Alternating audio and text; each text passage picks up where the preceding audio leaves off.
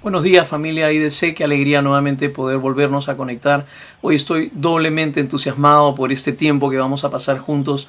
Primero porque siempre es un privilegio poder compartir la palabra de Dios con ustedes, pero también porque empezamos hoy una nueva serie la cual hemos llamado Iglesia 4.0. Y quiero animarte a que durante las próximas 7 semanas no te pierdas ningún mensaje, porque esta serie nos va a ayudar a entender cuál sigue siendo nuestro llamado y nuestra misión como iglesia, aún en medio de tiempos de cambio y tiempos de pandemia como los que estamos viviendo el día de hoy. Este título Iglesia 4.0 justamente es un concepto sacado del mundo de la informática, que nos habla de procesos de cambio, de adaptación a los nuevos desafíos que tenemos que enfrentar. Sin embargo, necesitamos reconocer que en todo cambio se gana pero también se pierde, se aprende pero también se olvida, se añade pero también se quita.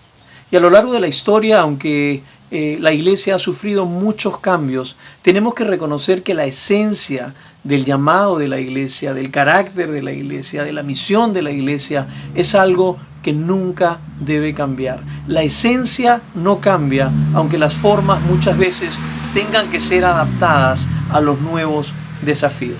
Es por eso que esta serie Iglesia 4.0 busca recuperar los principios de la Iglesia 1.0. Ahora vamos a ver a qué me refiero con la Iglesia 1.0, pero aplicados al contexto y a la realidad actual. Así que permíteme en primer lugar tratar de describir estos 4 grandes momentos de cambio que le tocaron vivir a la Iglesia. En primer lugar, la Iglesia 1.0. La Iglesia 1.0 fue la Iglesia primitiva, la iglesia del primer siglo, la iglesia que podemos conocer a través de nuestra lectura de los evangelios y del libro de los Hechos. Una iglesia que se reunía en hogares, en un ambiente familiar, donde el momento cúspide de la reunión era el momento donde se sentaban a la mesa, donde compartían los alimentos y donde un hombre de familia ordinario, un líder de una familia ordinaria, partía el pan, tomaba la copa y utilizaba ese momento para poder recordar el Evangelio de Cristo, y en ese momento los invitados a la casa escuchaban el mensaje y muchos comenzaban a abrazar la fe cristiana. Y es en medio de este contexto de alegría, de disfrute, de comer, de estar al lado de gente en un ambiente muy relacional y muy cómodo, es que la fe cristiana se propagó durante los 3 primeros siglos, aún en medio de la persecución y del sufrimiento que les tocó vivir. Qué linda esta iglesia 1.0, ¿es verdad? Ahora, no podemos volver a lo que fue la iglesia 1.0 porque vivimos en otro tiempo hoy. Pero ¿cómo podemos recuperar esos principios a los desafíos de la iglesia actual? De eso vamos a estar hablando las próximas 7 semanas. La iglesia 2.0 surge justamente más o menos alrededor del año 313 después de Cristo, cuando el emperador romano Constantino el Grande se convierte a la fe cristiana. En el año 312, antes de la batalla de Pulvio, él tiene una visión de la cruz, ¿no?, del cristianismo, y él decide abrazar la fe antes de la batalla en la cual ellos tienen la victoria. Y ya para el año 313, justamente Constantino decide darle libertad de culto a los cristianos para que ya no sean perseguidos a causa de su fe. Y en el año 380, el emperador Teodosio, por medio del edicto de Tesalónica, decide ahora que la iglesia cristiana se convierta en la religión oficial del imperio. Y esto ocasionó un gran cambio a lo que le hemos llamado la iglesia 2.0, ¿no? Ahora, fíjate que esto trajo muchos cambios. Uno de ellos fue que las iglesias fueron forzadas a salir de los hogares. Durante más de 300 años la iglesia se reunió en casas, ¿no? Y ahora ya era prohibido que se reunieran en casas y tenían que reunirse en estos espacios que habían sido construidos. Se construyeron las catedrales, las basílicas, los templos, y el cristianismo fue desarraigado del hogar para ser llevado al templo. Ya en estas reuniones también se prohibió que los cristianos ordinarios pudieran celebrar la Santa Cena, el partimiento del pan, y vivir su fe de manera sencilla en los hogares, sino que tenía que ser en los templos, donde el único que podía partir el pan, el único que podía realizar la Santa Cena era solamente un líder debidamente acreditado y ordenado, un líder profesional de la religión, ¿no? Y la verdad que esto fue muy triste porque ya perdió el cristianismo la esencia verdaderamente con la que empezó y se convirtió en la religión oficial, donde ya el crecimiento no necesariamente fue por una conversión en medio de la persecución, sino que al ser la religión oficial, muchos se convirtieron por conveniencia. Muchos de los líderes militares del imperio tenían que convertirse al cristianismo para poder seguir cumpliendo con sus funciones. Ya ser cristiano era una cuestión, digamos, necesaria, una cuestión de estatus en medio del imperio. Y eso es algo que de alguna manera en muchos lugares hasta el día de hoy se ha mantenido así, ¿no? Y realmente es triste cuando uno ve en la historia cómo ya la iglesia muchas veces sigue creciendo, pero a través de las guerras, a través de la conquista, a través del derramamiento de sangre y de la imposición de la fe en otros pueblos.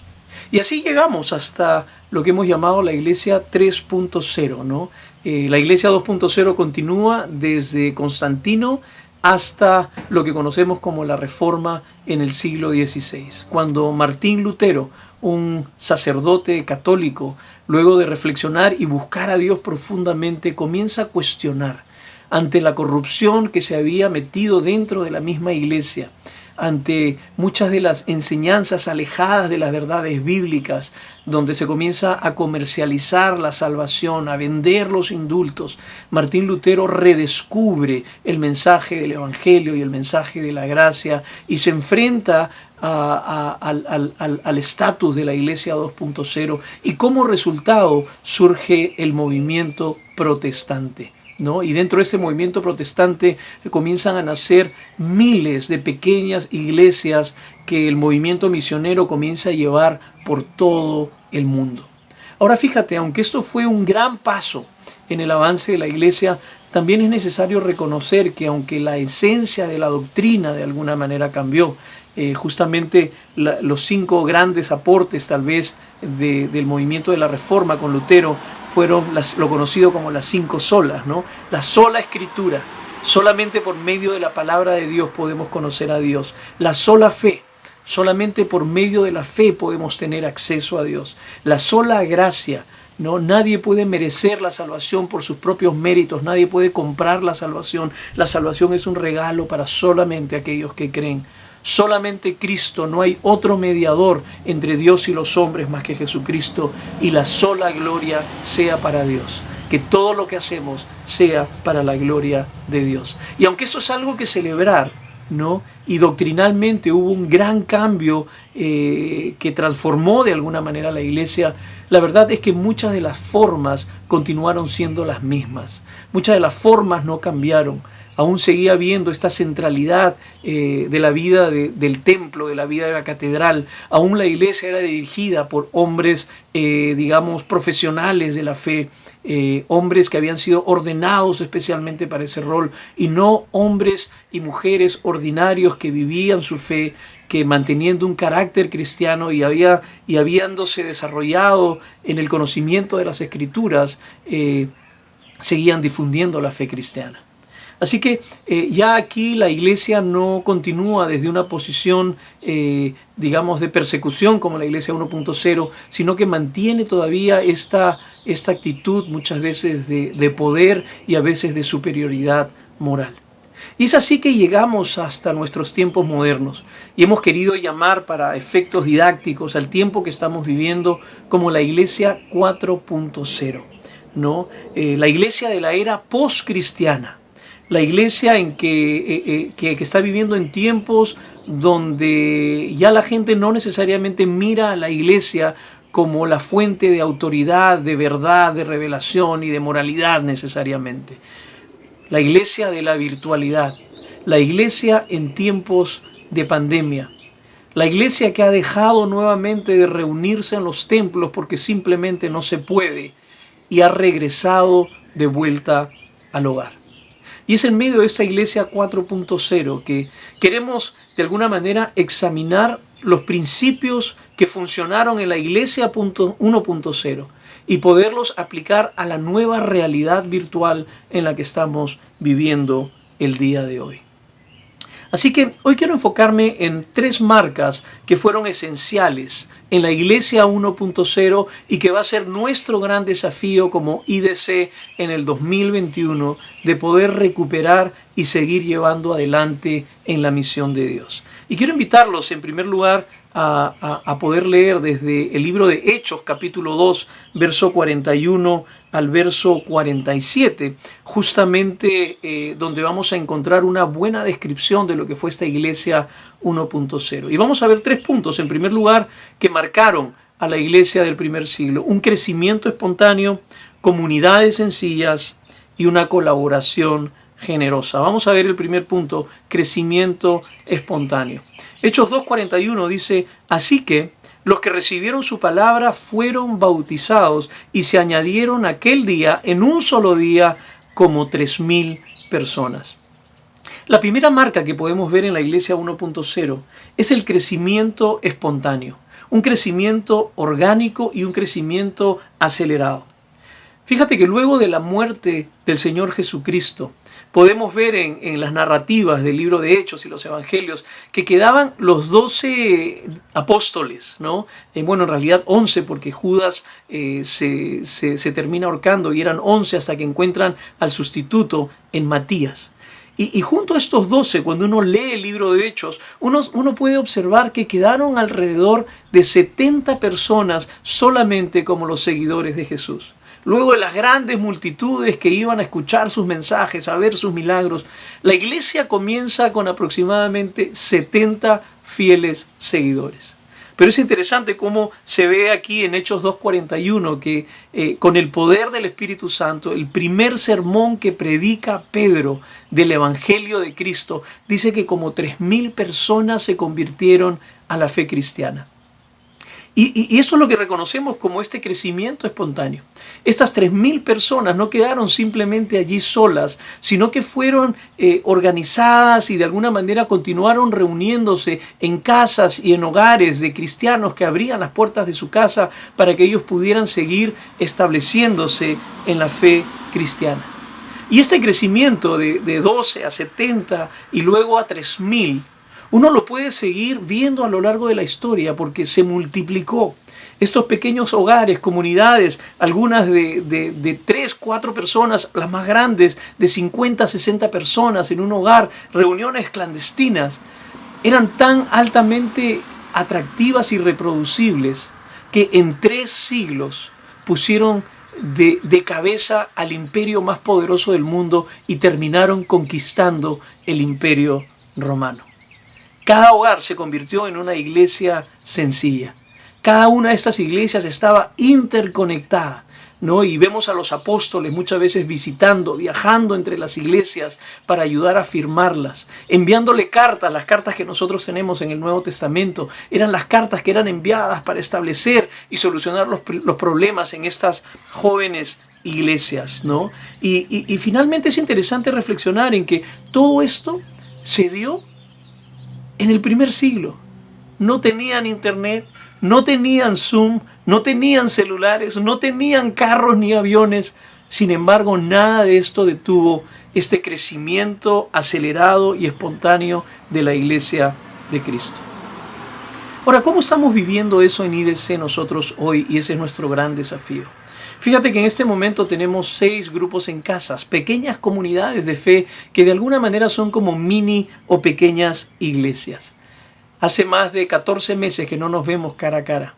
Sin embargo, estas pequeñas casas, iglesia de fe, nos han mantenido íntimamente conectados, cuidando los unos de los otros, y seguimos cumpliendo la misión de la iglesia de avanzar en la enseñanza, en la oración y todo lo que ocurre dentro de estas comunidades. Y sabes, nuestro anhelo es que estas casas, iglesia que tenemos, se puedan reproducir y seguir creciendo. Nos encantaría que tal vez tú consideres abrir tu casa, que consideres ser un líder de una de estas casas pequeñas, un líder ordinario con un llamado extraordinario. Y es nuestro rol entrenarlos a ustedes y ver esta multiplicación que ahora no tiene barreras justamente por la virtualidad. La segunda marca de esta iglesia del primer siglo fueron las comunidades sencillas. Y esto es justamente lo que marca que estas pequeñas comunidades de fe en las casas se reprodujera de manera imparable. Mira lo que dice el verso 46 del capítulo 2. Y perseverando unánimes cada día en el templo y partiendo el pan en las casas, escucha esto, comían juntos con alegría y con sencillez de corazón. La segunda marca que podemos ver en la iglesia 1.0 era que eran comunidades sencillas, altamente relacionales. ¿Qué cosa puede haber más íntimo de una relación que sentarse a comer a alguien? Una de las cosas que podemos ver en la iglesia del primer siglo es que cada vez que se reunían, se sentaban a la mesa y comían. ¿Y cómo eran estas reuniones? Bueno, se compartía, se leía a veces las cartas enviadas por los apóstoles, oraban los unos por los otros, cantaban algunas canciones de adoración al Señor, y el momento cúspide de la reunión llegaba cuando al sentarse a la mesa el líder de la familia tomaba el pan ahí rodeado de todos los amigos y la visita y recordaban el sacrificio de Cristo, tomaban la copa y recordaban la sangre de Cristo que fue derramada y la gente, los romanos, los invitados de otros lugares escuchaban este mensaje, escuchaban el evangelio y se convertían muchas veces a Cristo. Así de sencillo fue el crecimiento espontáneo a través de estas comunidades sencillas. Y estos hombres que escuchaban el evangelio luego iban a otro lugar, invitaban a sus amigos, compartían el mensaje y se iban sumando y se iban añadiendo a la familia de la fe. Ahora, ¿cómo es que vivimos este principio de comunidades sencillas desde IDC? Bueno, tal vez no has estado con nosotros desde los inicios, pero nosotros comenzamos reuniéndonos en un apartamento, un pequeño grupo, un puñado de personas. Luego cuando ya no entrábamos y ahí nos reuníamos y comíamos y cantábamos, muy parecido a la iglesia 1.0, decidimos alquilar una casa más grande ahí en La Molina, en el jardín de la casa y todas las noches, los domingos cuando nos reuníamos, preparábamos una cena, una comida. Al principio de nuevo para una docena de personas, luego para 20. Y luego este crecimiento espontáneo comenzó a darse, ¿no? Y en medio de esta sencillez de corazón y en esta alegría del servicio, de sentarnos a comer, después de escuchar la palabra, el Señor fue añadiendo y de 20 se convirtieron en 30, de 30 en 40, de 40 en 80 y llegamos hasta tener a 120 personas en la casa, conociendo al Señor, siendo transformados por su palabra. Y la verdad que es algo que aún en medio de este contexto, y lo extrañamos mucho, queremos seguir de alguna manera manteniendo, ¿no? Queremos, ahora aunque sea en la virtualidad, nos seguimos reuniendo por Zoom una vez por semana, con mucha sencillez, con mucha vulnerabilidad. Hemos aprendido a llorar juntos, hemos aprendido a cuidarnos juntos, a compartir las alegrías. Y la verdad que ha sido hermoso cómo aún la pandemia y el distanciamiento social no ha impedido que la misión siga avanzando, que podamos seguir creciendo espontáneamente, que podamos seguir viviendo a través de comunidades sencillas, aunque ahora sea virtual. Es lindo ver estos hogares dirigidos por hombres que trabajan igual a tiempo completo en diferentes áreas, en diferentes cosas, no dirigidas por hombres ordenados con una capacitación especial, pero hombres que tienen el carácter, ¿no? Como una marca, hombres que tienen convicciones firmes. Y nuestro anhelo es que muchos de ustedes que nos están viendo puedan seguir ayudando a que estas comunidades sencillas se puedan seguir expandiendo, no solamente por Lima, el Perú, sino por todo el mundo. Y en tercer lugar, la tercera marca es lo que hemos llamado una colaboración generosa. El versículo 47 del capítulo 2 es uno de esos versículos que realmente marca la pauta de la misión de la iglesia. Mira lo que dice, que estos grupos de iglesias, ¿no? Alabando a Dios y teniendo favor con todo el pueblo, no solamente teniendo favor con los de su iglesia, sino con todo el pueblo, con toda la ciudad, con los romanos que los perseguían, con aquellos que tenían doctrinas contrarias a ellos, con los que eran de otras religiones. Dice que estos cristianos tenían favor con todo el pueblo. Y mira lo que dice. Y mientras ellos tenían favor con todo el pueblo, el Señor añadía cada día a la iglesia los que habían de ser salvos. Y esta es la tercera marca de la iglesia 1.0. Fue una iglesia que entendió lo que significaba verdaderamente tener una colaboración generosa, ¿no? Ahora, fíjate que esta iglesia, como decía hace un momento, cuando hablamos de generosidad, no era una iglesia rica, no era una iglesia que tenía todos los recursos. Yo creo que hay gente en nuestra iglesia que tiene muchos más recursos y mucha más riqueza. Pero la generosidad no está tanto en cuánto se da, sino la actitud sacrificial con la que se da. Y esta iglesia realmente era increíble porque no solamente cuidaba a los de adentro de la iglesia, sino a los de afuera. Imagínate lo que fue la conversión de 3.000 personas. Muchos de ellos vinieron de diferentes pueblos y se quedaron a vivir con los cristianos. Y dice la Biblia de que ellos abrían sus hogares. Muchos de ellos vendían lo que tenían para compartirlo con la gente que se iba incorporando. ¿Qué tal testimonio? Y cuidaban de ellos, compartían con los que no tenían, compartían su comida, compartían su casa, compartían sus bienes. De manera voluntaria, porque era el Espíritu del mismo Cristo quien lo dio todo por los que no tenían. Y es en medio de este contexto que la iglesia la fe comienza a explotar y a difundirse por todo el mundo. Esta colaboración generosa. Ahora, lo lindo es que no solamente eran conocidos por cuidarse entre sí, sino que eran conocidos por la manera como amaban a los que estaban en contra de ellos. Por la manera como se involucraban con los que estaban totalmente ajenos a ellos y no tenían nada que aportarles. Eso fue lo que marcó la gran diferencia. Y ahora, en medio de este contexto político que estamos viviendo, quiero recordarte algo, que probablemente el cristianismo del primer siglo no hubiera podido ser alineado con ningún partido político, porque tenía lo mejor de ambos. Fíjate, el valor de la familia, el valor de la sexualidad, que tenía el cristianismo, ¿no? En medio de un mundo donde no se respetaba de alguna manera la vida de muchas veces las familias, no se trataba, no se valoraba el matrimonio. Sin embargo, el cristianismo comienza a proteger y a defender y animar a la gente a honrar lo sagrado del matrimonio, ¿no? A honrar la sexualidad dentro del matrimonio. Y esto es algo, ¿no? De nuevo, de la familia. Es algo que podría reconocerse como un valor de derecha hoy en día. Lo otro era que la iglesia fue conocido por ese compromiso que tenían de proteger la vida. Eran pro vida, sin duda, los cristianos, en medio de un mundo donde los padres estaban autorizados a votar y deshacerse de los hijos que no querían. Estos cristianos los recuperaban, los recogían del basural, los traían a casa, adoptaban a los huérfanos y los acompañaban. Eran pro vida, eran pro familia, y esto pareciera que hoy en día fuera algo exclusivo de la derecha. Sin embargo, este mismo grupo de cristianos estaba altamente comprometido con la igualdad y con la justicia social, con la defensa de los inmigrantes y de los que menos oportunidades tenían, algo que lamentablemente pareciera haberse reconocido como algo que solamente pertenece a los partidos de izquierda. No solamente esto, sino el compromiso que tenían con los pobres, con los marginales. Verdaderamente era increíble.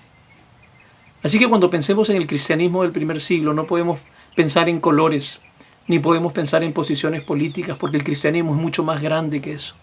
El cristianismo siempre fue pro vida. El cristianismo siempre fue pro familia. El cristianismo también fue pro justicia. El cristianismo siempre fue también pro defensas de los marginados. La colaboración generosa implica cuidar a los que están adentro, pero también velar y buscar el bienestar de los que están afuera, aunque sean enemigos de la fe cristiana. ¿Cómo vivimos esto en IDC? Fíjate que ha sido hermoso que en medio del dolor, en medio de todo el sufrimiento y los desafíos que hemos vivido, hay mucha gente que ha perdido su trabajo, hay mucha gente que ha enfermado y hemos tenido hermanos que han muerto aún dentro de nuestra comunidad, y eso nos ha causado un dolor profundo. Pero en medio de eso nos hemos podido unir más que nunca y poder vivir verdaderamente como una comunidad. Ver a estas pequeñas comunidades de fe organizándose para enviar comida a las familias que estaban enfermas de COVID, enviando canastas familiares para aquellos que habían perdido su trabajo, enviando bonos económicos desde la iglesia para los que tenían necesidad extrema. Ha sido hermoso ver. Gracias, familia IDC, por cuidar a la familia de la fe. Lo han hecho muy bien. Los felicito y estoy seguro que esto trae una gran sonrisa al Señor de ver a su pueblo cuidando de su pueblo. Pero no solamente esto, sino que también nos hemos comprometido en tratar de cuidar a los que están afuera. En tratar de cuidar a aquellos que no tienen nada que ofrecernos a nosotros. Durante toda la pandemia hemos estado trabajando con las ollas comunes.